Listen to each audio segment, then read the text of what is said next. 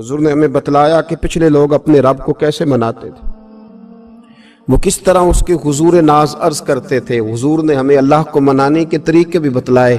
फरमाया जब माँ बाप दुआ मांगेंगे औलाद के हक में तो वो मान जाएगा। हुजूर अलैहिस्सलाम ने फरमाया जब मुसाफिर दुआ मांगेगा तो अल्लाह मान जाएगा। फरमाया मेरे रसूल करीम ने कि जब बीमार दुआ मांगेगा तो अल्लाह मान जाएगा। और सैयद आलम अलैहिस्सलाम फरमाने लगे जब तुम्हारे ज़ईफ, कमजोर, मजबूर लोग दुआ मांगेंगे तो अल्लाह मान जाएगा। और हुजूर ने फरमाया जब तुम फर्ज अदा करके दुआ मांगोगे तो अल्लाह मान जाएगा।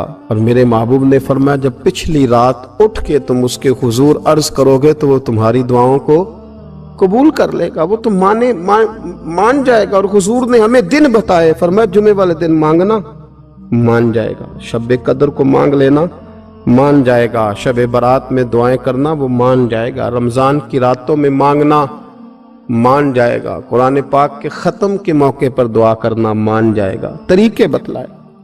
अब ये है कि हमने तो मांगना था ना उसकी बारगाह में, हमने तो हाजिर होना था, हमने तो जाना था। अब हमने आगे बढ़ना है, उसके हुजूर अर्ज करना है। हुजूर ने हमें बतलाया कि मोमिन मुत्तकी होता है ना, परहेजगार होता है, तो इसने कुछ नेकियां भी की होती हैं। जिस तरह इसे अपने गुनाहों का पता होता है ना, तो इसे पता होता है कि नहीं यार फलां काम मैंने फकत अल्लाह की रिजा के लिए किया हुआ है, वो मेरा और मेरे रब का राज है। फरमाया जब तुम बड़े उलझ जाओ ना, जब तुम बड़ी आजमाइश में आ जाओ और जब तुम समझ लो कि अब मैं बड़ी तकलीफ में आ गया हूं, तो फिर एक तरीका हुजूर ने हमें और भी बतलाया मांगने का, एक और तरीका भी बतलाया। और वो रवायत सही मुस्लिम में मौजूद है। रावी हजरत अब्दुल्ला इब्न उमर रदी अल्लाह ताला हुजूर फरमाते हैं 3 लोग सफर कर रहे थे। ये आप अंदाजा फरमाइए, सही मुस्लिम की हदीस है। और जरा हुजूर के समझाने का एक ये रंग भी है अल्लाह को मनाने का, एक ये अंदाज भी है उसकी बारगाह में गुजारिशात पेश करने का, ये भी एक तरीका हुजूर ने हमें बतलाया। अगरचे अपनी नेकियों को छुपाना चाहिए, नेकियां जो छुपी हुई होती हैं वो कीमती होती हैं, वो कीमती चीजें होती हैं जो लोगों ने छुपा करके रखी होती हैं। हजरत अब्दुल्ला इब्न उमर फरमाने लगे कि नबी पाक सल्लल्लाहु अलैहि वसल्लम फरमाते हैं 3 लोग सफर कर रहे थे, रास्ते में तूफान आ गया, तेज बारिश शुरू हो गई, तो हुजूर फरमाते हैं वो तीनों बारिश से बचने के लिए एक गार में छुप गए। उनको पता है पुराने जमाने के अंदर गारें होती थी और लोग जब सफर करते थे लंबे तो पत्थरों और पहाड़ों के बीच में से सफर करते थे। वो गार के अंदर चले गए। अब चूंकि तूफान बहुत ज्यादा था, जब वो गार के अंदर चले गए तो अल्लाह के प्यारे हबीब सल्लल्लाहु अलैहि वसल्लम फरमाते हैं पत्थर ऊपर से लुढ़कता हुआ आया और गार के मुंह के आगे आके उसने गार को बंद कर दिया। अब इतना तेज और इस मजबूती के साथ वो पत्थर लगा और इतना सही फिट हुआ कि अंदर रोशनी आनी भी खत्म हो गई। अब 3 लोग हैं। थोड़ी देर तो वो परेशान रहे कि शायद अब कभी बच नहीं सकेंगे, शायद चारों जानिब अंधेरा ही है और अंधेरा ही रहेगा, शायद यहां से निकलने के लिए अब हमें कोई रास्ता मुयस्सर नहीं आएगा। वो पहले तो परेशान हुए, फिर कहने लगे यार इस तरह करो, जरा गौर कीजिएगा मेरी बात पे। फरमाया इस तरह करो, अगर कोई जिंदगी में नेकी की है ना तो जरा उस नेकी को याद तो करो और याद करके उस मालिक के हुजूर अर्ज तो करो, वो करीम है, कोई आखो शायद मन जावे ते गल कम ततड़ी दा बन जावे, अर्ज तो करो उनमें से। ये आप अंदाजा फरमाइए, ये बात बयान कौन कर रहा है? ये मदीने वाले रसूल बयान कर रहे हैं, ये नबी पाक अलैहिस्सलाम ने बयान फरमाया। ये वो कहानी है जो हमें हमारे नबी पाक ने सुनाई, रसूल करीम अलैहिस्सलाम ने हमें बतलाई, ये दास्तान मोहब्बत। हुजूर फरमाने लगे एक ने उनमें से हाथ उठाए और उसने अंदाज क्या छेड़ा, अर्ज करने लगा अल्लाह तो जानता है ना मैंने बकरियां रखी हैं, मैं गरीब हूं, मजदूर हूं, और मालिक तू ये भी जानता है कि मेरे बच्चे भी हैं, बीवी भी है, पर मैं जब भी घर लौटा हूं तो दूध मैंने बच्चों और बीवी को पहले नहीं दिया, बूढ़े माँ बाप को पहले दिया। अल्लाह मैंने उनके साथ हमेशा करम के बाजू खोल कर मामला किया। वो गार में तन्हा बैठे हैं और अपने मालिक को मना रहे हैं।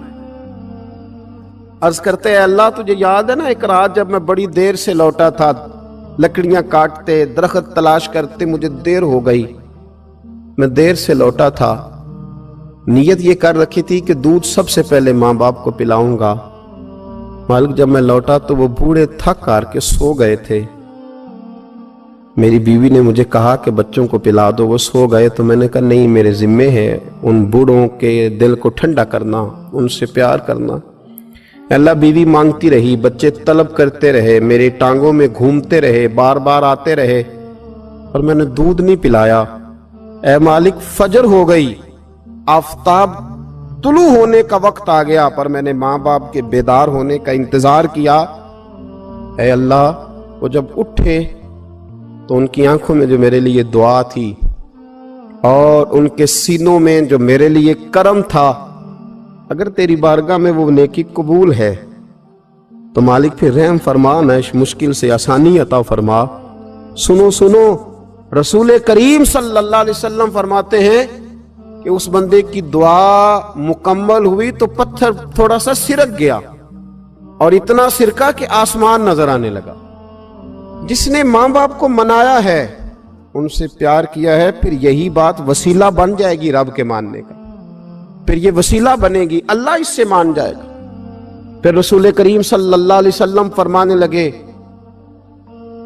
دوسرا بولا اور عرض کرنے لگا کہ اے اللہ تو جانتا ہے مجھے اپنے چچا کی بیٹی بھانے لگی تھی، میں اس کی طرف رغبت کرنے لگا تھا، اور میں نے جب اس سے جا کے ارادہ کیا کہ میں تیرا طالب ہوں، تو اس نے مجھے کہا کہ پہلے 100 دینار لاؤ۔ بانا تو اللہ میں نے مشقت کر کے 100 دینار جمع کیے، اور جب میں پوری طرح اس پر حاوی ہو گیا، وہ میرے قبضے میں آ گئی اور گناہ کا میں نے ارادہ کر لیا، تو اس عورت کے منہ سے ایک جملہ نکلا کہ اللہ سے ڈر۔ اے مالک وہ میرے قبضے میں تھی، اے اللہ میں گناہ پر قادر تھا، میں چاہتا تو گناہ کر لیتا، لیکن جب اس نے تیرا نام لے کے کہا نا کہ اللہ سے ڈر، اللہ میں ڈر گیا، میں اسے چھوڑ کے آ گیا۔ اگر تجھے یہ بات پسند ہے تو پھر نکال دینا اس مشکل سے، پھر کر دینا کرم۔ اللہ میری بھی تو چڑھتی جوانی تھی نا، میں بھی تو سب کچھ کر سکتا تھا، پر تیرے لیے، تیری خاطر میں لذت گناہ سے باز رہا، تو اللہ تو رحمت فرما دے۔ حضور فرماتے ہیں اس کی دعا مکمل ہوئی تھی کہ پتھر تھوڑا اور سرک گیا۔ پھر تیسرا بولا اور اس نے بول کے کہا، اے اللہ ایک مزدور کو، ایک دیہڑی دار کو، ایک غریب کو میں نے کام پہ رکھا ہوا تھا، یہ تیرا اور میرا راز ہے اللہ۔ وہ مزدور، وہ دیہڑی دار میرے پاس کام پہ لگا تھا، کچھ چاول میں نے اس کی اجرت مقرر کر دی کہ تو کام مکمل کرے گا تو میں تجھے دوں گا، اور جب اجرت لینے کا وقت آیا تو وہ بگڑ کر ناراض ہو کر چلا گیا، میں اسے ڈھونڈتا رہا، وہ مجھے ملا نہیں، میں نے اس کے چاولوں کی قیمت کاروبار میں انویسٹ کر دی، اس کا تھوڑا سا سرمایہ پر میں نے کھایا نہیں، پھر وہ اس سے میں کاروبار کرتا رہا، اور اتنا کاروبار کیا کہ بہت ساری گائیں اور ان کے چرواہے تیار ہو گئے، وہ سالوں کے بعد لوٹا، میں نے اس غریب کا مال کھایا نہیں بلکہ بڑھایا، محفوظ کر کے رکھا، وہ سالوں کے بعد لوٹا اور کہنے لگا میرا مال، تو میں نے کہا وہ ساری گائیں تیری ہیں، وہ چرواہا تیرا ہے، یہ سارا کچھ تیرا ہے۔ تو کہنے لگا تو مجھ سے مذاق کرتا ہے، میں غریب کہاں اور گاؤں اتنی بڑی گائیں کہاں، تو مذاق کرتا ہے؟ تو میں نے کہا مذاق نہیں، میں نے اپنے رب سے ڈر کے تیرے مال کی حفاظت کی، یہ تیرا ہے۔ اے اللہ میں کھا بھی تو سکتا تھا نا، پر تجھ سے ڈر کر میں نے وہ سارا محفوظ رکھا۔ اللہ اگر تجھے میری یہ ادا پسند ہے تو پھر آج مان جانا، آج راضی ہو جا۔ اللہ کے رسول فرماتے ہیں اس کی دعا مکمل ہوئی تھی کہ پتھر لڑکا اور ان کے لیے رستہ بن گیا، وہ باہر آ گئے۔ تو حضور نے ہمیں بتلایا کہ وہ تمہاری نیکیاں جو چھپی ہوئی ہیں، وہ تمہاری نیکیاں جو تم نے خالص اللہ کی رضا کے لیے کی ہیں، ان نیکیوں، ان اعمال کا وسیلہ بھی تمہارے رب کے ماننے کا ذریعہ بن جائے گا، اس کو منایا جائے، اس کی حضور حاضری دی جائے، اس سے بخشش کا سوال کیا جائے، اس کی بارگاہ میں یہ گزارش کی جائے کہ اللہ غریبوں، مجبوروں، کمزوروں اور ان لوگوں کے صدقے جو اللہ رستہ دیکھ رہے ہیں کہ رستہ کب کھلے گا، جو تیری بارگاہ کرم کے سوالی ہیں، ان کے صدقے تو رحم فرما، تو کرم فرما۔ تو میرے عزیز، ایک اور بات جو اللہ کو منانے کے لیے ہمیں ہمارے پیارے رسول صلی اللہ تعالی علیہ وسلم نے بتلائی کہ جب انسان بہت زیادہ عاجزی کرتا ہے نا، بہت زیادہ عاجزی، تو پھر بھی اللہ مان جاتا ہے۔ جب وہ اس کے حضور بہت عجز کا اظہار کرتا ہے، بہت زیادہ عجز کا اظہار کرتا ہے، وہ ڈر جاتا ہے اس سے۔ وَلِمَنْ خَافَ مَقَامَ رَبِّهِ جَنَّتَانِ، فرمایا جو میرے سامنے کھڑے ہونے سے ڈرے گا میں اسے 2 جنتیں عطا کروں۔ حضرت بابا فرید الدین مسعود گنج شکر بابا صاحب رحمت اللہ علیہ فرماتے ہیں کہ ایک نیک نوجوان تھا، دن کو روزہ رکھتا، رات کو نماز پڑھتا، پر اللہ سے ڈرتا پھر بھی بہت ہی زیادہ تھا، بڑا ہی ڈرتا تھا۔ موت کا وقت آیا تو ماں ہی تھی بس اس کی، تو ماں سے کہنے لگا اماں تو میری ماں ہے، میرے ساتھ 3 وعدے تو کر۔ اس نے کہا پتر تو بتا، آخری ہج کی لے رہا ہے اور اس غریبنی ماں سے تو وعدہ لے رہا ہے، بتا کیا وعدہ ہے؟ تو عرض کرنے لگا اماں جب میں مر جاؤں نا تو میرے گلے میں رسی ڈال کے تو مجھے گھمانا گھر کے صحن میں، اور لوگوں کو کہنا جو رب کی نافرمانی کرے اس کا یہی حال ہوتا ہے۔ یہ اعلان کرنا جو اللہ کے نافرمان ہوں ان کا یہی اشر کیا جانا چاہیے۔ اور اماں پھر دوسرا وعدہ کر، میرا رات کو جنازہ اٹھایا جائے، میں نہیں چاہتا کہ کسی کے منہ سے یہ لفظ نکل جائیں کہ وہ دیکھو اللہ کا نافرمان جا رہا ہے، رات کو میرا جنازہ اٹھانا۔ اور اماں تیسرا میرے ساتھ وعدہ کر کہ لوگ مجھے دفن کر کے آ جائیں گے تو میری قبر پہ چلی جائے گی، عمل میرے پاس کوئی نہیں، پر مجھے لگتا ہے ماں کے قدموں کی برکت سے عرش کا مالک بھی رحم فرمائے گا۔ اماں تو وعدہ کر کہ میرے ساتھ وعدہ کر۔ بابا صاحب رحمت اللہ علیہ فرمانے لگے کہ ماں بوڑھی ماں نے وعدہ کر لیا، کہا بیٹے ٹھیک ہے، اگر تیری یہی ضد ہے تو میں تیار ہوں۔